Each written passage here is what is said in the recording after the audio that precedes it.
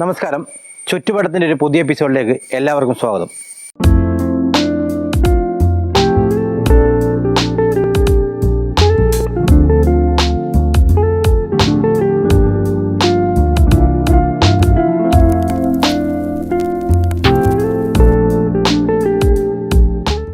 ഇന്ന് ലോക മുളദിനമാണ്. ഈ മുളങ്കൂട്ടത്തിൻ്റെ ഒരു വിശേഷം നിങ്ങളുമായി പങ്കുവെക്കാനാണ് ഞങ്ങൾ ഇന്ന് വന്നിരിക്കുന്നത്. ഇപ്പോൾ നിങ്ങൾക്ക് ചുറ്റും നോക്കിയാൽ തന്നെ കാണാൻ പറ്റിയ ഒരു മുളങ്കൂട്ടത്തിന് നടുവിലാണ്.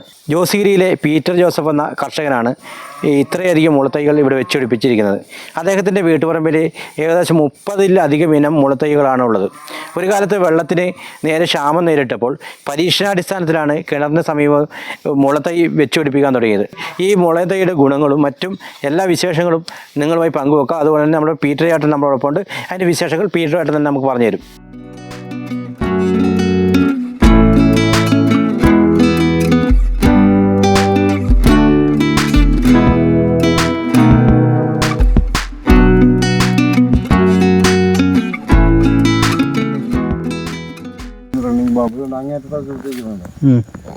ഇത് കണ്ടു കഴിഞ്ഞാൽ നമുക്കിത് ഓരോ ഓടെ ഓരോ സ്ഥലത്ത് കിളുത്ത് നിൽക്കുന്നതാണ്, ഓരോന്ന് കിളുത്ത് നിൽക്കുന്നതാണ്. പക്ഷെ ഇതൊരു കൂട്ടം തന്നെയാണ്.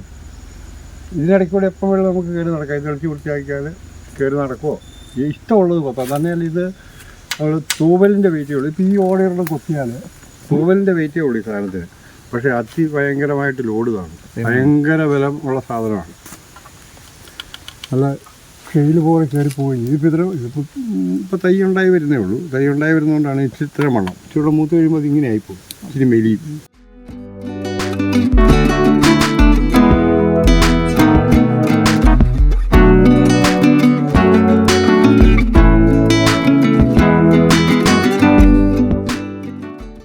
അപ്പോൾ പീറ്റർ ചേട്ടാ, എങ്ങനെയാണ് ഇത്രയധികം കൃഷിസ്ഥലം ഇങ്ങനെ ഒഴിവാക്കിയിട്ട് ഇങ്ങനെ മുളത്തൈ തടാനുള്ള ഒരു കാര്യം എന്തായിരുന്നു?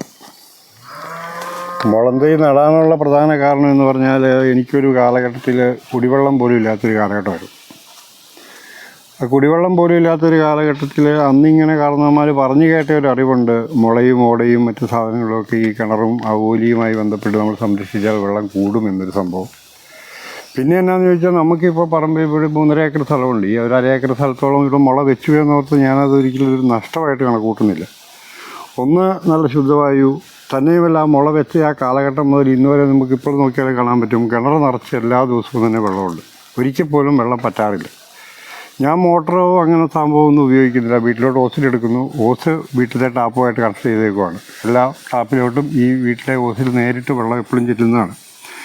പിന്നെ ഇത് ഉറവ എന്ന് പറയുന്ന സ്ഥലത്തു നിന്ന്, വയനാട്ടിലെ ഉറവ എന്ന് പറയുന്ന സ്ഥലത്തു നിന്നാണ് ഈ മുളകൾ ഞാൻ കൊണ്ടുവന്നത്. 600 രൂപ 800 രൂപയൊക്കെ ഒരു മുളന്തൈക്ക് വിലയുണ്ട്.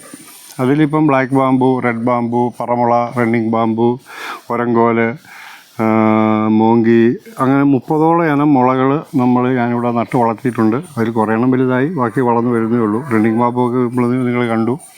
അതൊക്കെ നമുക്ക് വീട്ടാവശ്യത്തിന് ഒരു ബാമ്പുവെങ്കിലും നട്ടാൽ നമുക്ക് 100%. ഇപ്പോൾ അടയ്ക്കായോ തേങ്ങായോ ഒക്കെ ഒരു ചക്കയിടാൻ തോട്ടി പോലും ഇല്ലാത്ത കാലമാണ്. 500 രൂപ കൊടുത്താലേ തോട്ടി കിട്ടുള്ളൂ.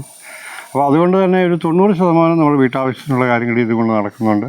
പിന്നെ നല്ലൊരു അന്തരീക്ഷം. നമ്മളിപ്പോൾ എത്ര മടുത്ത് വന്നാലും നമുക്ക് വെറുതെ ഇവിടെ വന്നൊരു 10 മിനിറ്റ് ഇരുന്നാൽ ഒരു പ്രത്യേക ഒരു അന്തരീക്ഷം. അതിപ്പോൾ ഇവിടെ ഇരിക്കുന്ന നിങ്ങൾക്ക് ഓരോരുത്തർക്കും മനസ്സിലാകുന്നുണ്ടാവും. ഇപ്പോൾ പുറത്ത് നല്ല ചൂടാണ്. പക്ഷേ നമുക്കിവിടെ വന്നിരിക്കുമ്പം നമുക്കൊരു പ്രത്യേക വേറൊരു ലോകത്ത് ചെന്ന പോലെ നമുക്ക് തോന്നും.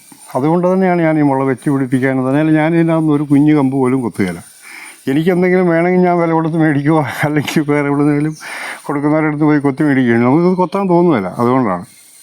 അപ്പോൾ നമുക്കിവിടെ എത്ര ഇനം മുളകളുണ്ട്? ഞാൻ 30ഓളം ഇനം മുള ഇപ്പം ഞാൻ നട്ടിട്ടുണ്ട്. അതിലൊരു 10-25ഓളം ഇനം മുള നമുക്ക് കാണാൻ മാത്രം വലിപ്പത്തിലായി. ബാക്കി തന്നെ കഴിഞ്ഞ വർഷം ഞാൻ നട്ടതേ ഉള്ളൂ. ഉറവയിൽ പോയിട്ട് ഞാനും ഗിരിയാഞ്ചാണൊക്കെ കൂടെ പോയി ഞങ്ങൾ വണ്ടിക്ക് പോയി എടുക്കുമായത്. ബാക്കിയുള്ള ഒരു 2 വർഷത്തിനുള്ളിൽ ബാക്കിയുള്ള എല്ലാം ഡെവലപ്പാകും. പറമുളയൊക്കെ കയറി വരുന്നേ ഉള്ളൂ. പറമുള എന്ന് പറഞ്ഞു കഴിഞ്ഞാൽ അത് പണ്ട് കാലത്ത് കാരണവന്മാർ പറയ്ക്ക് വേണ്ടി ഉപയോഗിച്ചുകൊണ്ടിരുന്നൊരു സാധനമാണ്. അളവ് തൂക്ക കാലഘട്ടങ്ങളിൽ പറ, നാഴി, ഇടങ്ങഴി, ഉരി ഒക്കെ ഇളക്കുന്ന കാലത്ത് അതൊരു തെങ്ങിൻ്റെ വണ്ണം വരും ഒരു മുളയ്ക്ക്. അപ്പോൾ അത് മുറിച്ചിട്ടാണ് അന്നത്തെ കാലത്ത് പറയായിട്ടൊക്കെ ഉപയോഗിച്ചുകൊണ്ടിരുന്നത്. അതൊക്കെ ഞങ്ങളുടെ കൊണ്ട് നട്ടിട്ടുണ്ട്. അതൊന്നും കാണാൻ മാത്രമായിട്ടില്ല. ആകും 2 വർഷത്തിനുള്ളിൽ എന്ന് ഞാൻ പ്രതീക്ഷിക്കുന്നു. ഈ മുളയുടെ ഈ സാധനം ഈ കൂമ്പ് നമ്മൾ ഭക്ഷണമൊക്കെ ഉപയോഗിക്കാന്നൊക്കെ പറഞ്ഞു കേട്ടിട്ടുണ്ട്. അത് ശരിയാണോ? അങ്ങനെ മുളകൂമ്പ് കറി വെക്കലുണ്ട്. നമ്മൾ കർക്കിടകത്തിൽ പത്തേളദിനം എന്ന് പറയുന്ന ആ കാലഘട്ടം പോലെ നമ്മൾ മുളയുടെ കൂമ്പ് ഞാൻ ഈ വർഷം ഇഷ്ടം പോലെ കറി വെച്ചിട്ടുണ്ട്. അത് ഈ കിളുത്ത് വരുന്ന കൂമ്പ് നമ്മൾ ഒടിച്ചിട്ട് അതിൻ്റെ ആ നാരില്ലാത്ത ഭാഗം കൊത്തിയരിഞ്ഞ് എന്തെങ്കിലും പയറോ നമ്മൾ വാഴച്ചുണ്ടൊക്കെ കറി വെക്കുന്ന പോലെ കൊത്തിയരിഞ്ഞ് പയറും വാഴക്കായും ഒക്കെ കറി വെക്കുന്ന പോലെ തന്നെ ഈ കൂമ്പും പയറും ഇട്ട് നല്ല സൂപ്പർ തോരൻ കറിയാണ്. ഇഷ്ടംപോലെ കറി വെക്കുന്നുണ്ട്, എല്ലാ വർഷവും കറി വെക്കുന്നുണ്ട്. അതുപോലെ ഈ നമ്മുടെ ഇത്രയും നല്ലൊരു കൃഷി സ്ഥലമാണ്, ഒരു അരേക്കറിലധികം കൃഷി സ്ഥലം. ഇങ്ങനെ ആൾക്കാർ കാണുന്നവർ ചോദിക്കാറുണ്ട്, ഇങ്ങനെ അരേക്കറധികം ഇങ്ങനെ പാഴാക്കി എന്തിനാണ് ഇങ്ങനെ മുള നട്ട് പിടിപ്പിക്കുന്നതൊക്കെ ചോദിക്കാറുണ്ട്. അതിൽ ചോദിക്കുന്നുണ്ട്. പക്ഷേ അതിനകത്ത് നമ്മുടെ കൃഷിസ്ഥലം നമുക്ക് കാര്യമായിട്ട് നഷ്ടപ്പെടുന്നില്ല. ഇപ്പം ഞാൻ അതുകൊണ്ട് നോക്കിയാൽ അത് മൂവാണ്ടൻ മാവാണ് നിൽക്കുന്നത്. ആ മാവിന് മുളയായിട്ടൊരു പ്രശ്നമില്ല. ഇത് ഊതാണ്. ഇവിടെ നിൽക്കുന്ന പ്ലാവ്, ഈ ചക്കയും പ്ലാവും മാങ്ങായും എല്ലാം നമുക്ക് ഇതിനകത്ത് ലഭിക്കുന്നുണ്ട്. ആ ഒരു കൃഷി സാധനത്തിനകത്ത് ലഭിക്കുന്നുണ്ട്. ഇപ്പോൾ ഇതിനകത്ത് വേണമെങ്കിൽ ഇപ്പം വേണമെങ്കിൽ പ്ലാവ് വെച്ചാൽ അത് കയറി വരും. അപ്പോൾ നമുക്ക് അത്രയും ഭക്ഷ്യ സാധനത്ത് കിട്ടുന്നുണ്ടല്ലോ. അപ്പോൾ അതിനകത്ത് തെങ്ങും കവുങ്ങും മറ്റു സാധനം കൊടിയൊന്നും ഇടാൻ പറ്റില്ല, കയറി വരികയില്ല. അത് നമുക്കൊരിക്കലും നഷ്ടമല്ല. അങ്ങനെയൊരു നഷ്ടബോധം നമുക്കില്ല. അപ്പം ഈ പണ്ട് കാരണവന്മാർ പറഞ്ഞതുപോലെ തന്നെ മുള കൊണ്ട് ഒരുപാട് ഉപയോഗം ജനങ്ങൾക്കുണ്ട്. അതായത് ഭക്ഷണത്തിനായാലും വീട് മേയാനായാലും അങ്ങനെ എല്ലാ ഗുണങ്ങളാണ് നമുക്ക് മാത്രമാണ് ഈ മുള തരുന്നത്. അപ്പോൾ ആ ഗുണങ്ങൾ മനസ്സിലാക്കിയിട്ടാണ് പീറ്റർ ഈ കൃഷിയിലേക്ക് ഇറങ്ങിയത്. 100%. ഞാൻ പറയാം, ഇപ്പോൾ നമുക്ക് ആർക്കെങ്കിലും പോയി കാണാൻ താല്പര്യമുണ്ടെങ്കിൽ ഈ വയനാട്ടിലെ ഉറവ എന്ന് പറയുന്ന സ്ഥലത്ത് പോയാൽ അവരുടെ വീട്ടിലുള്ള എല്ലാ ഉൽപ്പന്നങ്ങളും മുളയാണ്. എല്ലാ ഉൽപ്പന്നങ്ങളും എന്ന് പറഞ്ഞാൽ സെറ്റി ആയിക്കോട്ടെ, കട്ടിലായിക്കോട്ടെ, ഹാൻഡ് റെയിലായിക്കോട്ടെ, ജനലായിക്കോട്ടെ, കട്ടളയായിക്കോട്ടെ, മേക്കൂടായിക്കോട്ടെ, എല്ലാ സാധനം മുളയാണ്. അതായത് 2 നില കെട്ടിടത്തിനേക്കാളും വലുത് സ്റ്റെയർ കേസൊക്കെ അടിച്ചിട്ട് മുള കൊണ്ട് തന്നെ ഉണ്ടാക്കിയ ആ വീട്ടിലാണ് അവർ. ബാക്കിയുള്ള കരകൗശല വസ്തുക്കളെല്ലാം അവിടെ ഇരുന്ന് 10-50ഓളം സ്ത്രീകൾ പണിയെടുക്കുന്നുണ്ട്. നമുക്ക് ഒരു 5 ഏക്കറോളം സ്ഥലം ഇങ്ങനെ മുള നമുക്ക് കാണാൻ പറ്റും. 800ഓളം മുള അവിടെയുണ്ട്. നമ്മൾ പറഞ്ഞാൽ വിശ്വസിക്കില്ല, ഇത്രയും മുള ഉണ്ടോ. 800ഓളം ഒക്കെ ഇനം മുളയുണ്ടോ എന്ന് നമ്മൾ പറയുമ്പോൾ നമ്മൾ കളത്തിലും പറഞ്ഞാൽ തോന്നും. പക്ഷെ അത് അവിടെ പോയി നോക്കിയാൽ ഉണ്ട്. എല്ലാ ആവശ്യത്തിനുള്ള മുള. വള്ളിമുള എന്ന് പറയുന്ന സാധനമുണ്ട്, വള്ളിയായിട്ടാണ് കയറുന്നത്. അത് കെട്ടാൻ മാത്രമാണ് ഉപയോഗിക്കുന്നത്. ആ വള്ളി കൊണ്ടാണ് അവരുടെ വീടുണ്ടാക്കിയ ഈ കട്ടള ജനലുകളും കൂട്ടിക്കെട്ടിയേക്കുന്നതും കഴുക്കോലും ഉത്തരം കൂട്ടി ബന്ധിച്ചേക്കുന്നതും വള്ളിമുള കൊണ്ട് തന്നെയാണ്. അതൊരു മുളയാണ്. അതൊന്നും ഇവിടെയുള്ളവർ കണ്ടിട്ട് പോലും ഉണ്ടാകുന്ന തോന്നുന്നില്ല. അപ്പോൾ ഇതിനകത്ത് കൃഷി വകുപ്പിൻ്റെ എന്തെങ്കിലും സഹായം ഇതിനകത്ത് ലഭിക്കാറുണ്ട്? അല്ല, അതിനെക്കുറിച്ച് ഞാൻ ബന്ധപ്പെട്ടിട്ടില്ല. കൃഷി വകുപ്പിൻ്റെ അല്ല, ഇവിടെ തലശ്ശേരി രൂപത ഒരു കാലഘട്ടത്തിൽ ഒരു പ്രസ്ഥാനം ഇവിടെ കൊണ്ടുവന്നായിരുന്നു. കുടിവെള്ള സ്രോതസ്സിന് ചുറ്റും മുള വെച്ച് പിടിപ്പിക്കുന്നതിന് തലശ്ശേരി രൂപതയുടെ വല്ല ആനുകൂല്യം എന്നൊക്കെ പറഞ്ഞ്.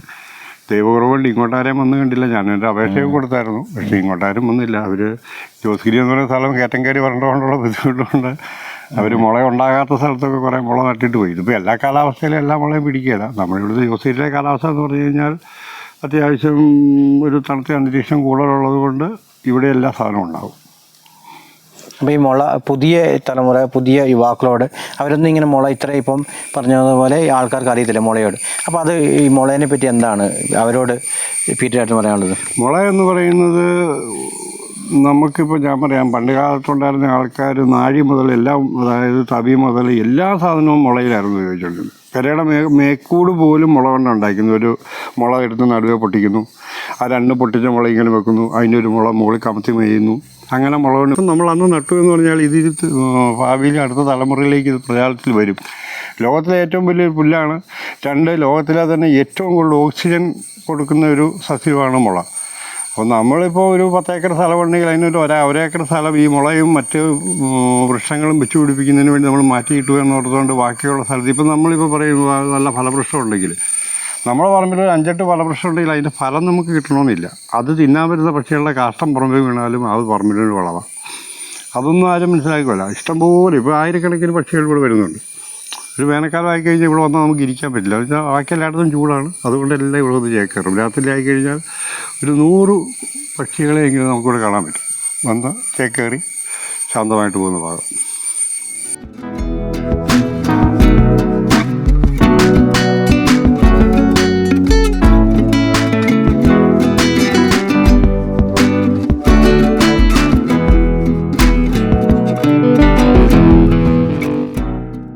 നമ്മുടെ പറമ്പിൽ ഒരു ചുവട് മുളത്തൈ വെച്ചുപിടിപ്പിക്കുന്നതിലൂടെ നമ്മുടെ കിണറ്റിൽ ആവശ്യത്തിന് വെള്ളം ലഭിക്കുകയും അതിനോടൊപ്പം തന്നെ നല്ല വായുവും ലഭിക്കുമെന്നാണ് ജോസിരിയിലെ കർഷകനായ പീറ്റർ ജോസഫ് നമ്മളോട് പഠിപ്പിച്ചു തരുന്നത്. പീറ്റർ ജോസഫിൻ്റെ കൃഷിയിടത്തിൻ്റെ വിശേഷങ്ങൾ ഇന്നിവിടെ സമാപിക്കുന്നു. മറ്റൊരു എപ്പിസോഡുമായി വീണ്ടും കാണാം.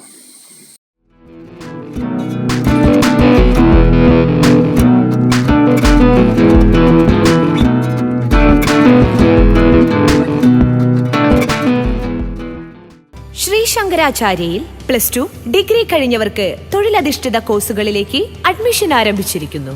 അഭിരുചിക്കനുസരിച്ച് തിരഞ്ഞെടുക്കാൻ നിരവധി കോഴ്സുകൾ. നൂതന സാങ്കേതിക വിദ്യയുടെ സഹായത്തോടെ അതാത് മേഖലയിലെ പ്രൊഫഷണൽസ് നയിക്കുന്ന ക്ലാസുകൾ. വരും വർഷങ്ങളിലെ തൊഴിൽ സാധ്യത മുന്നിൽ കണ്ട് അപ്ഡേറ്റ് ചെയ്ത മികച്ച സിലബസ്. ആധുനിക സാങ്കേതിക വിദ്യയുടെ സഹായത്തോടെ തയ്യാറാക്കിയിരിക്കുന്ന ഡിജിറ്റൽ ക്ലാസ് റൂമുകൾ, ലാബുകൾ. Merchant square near bus stand, Cherupuzha.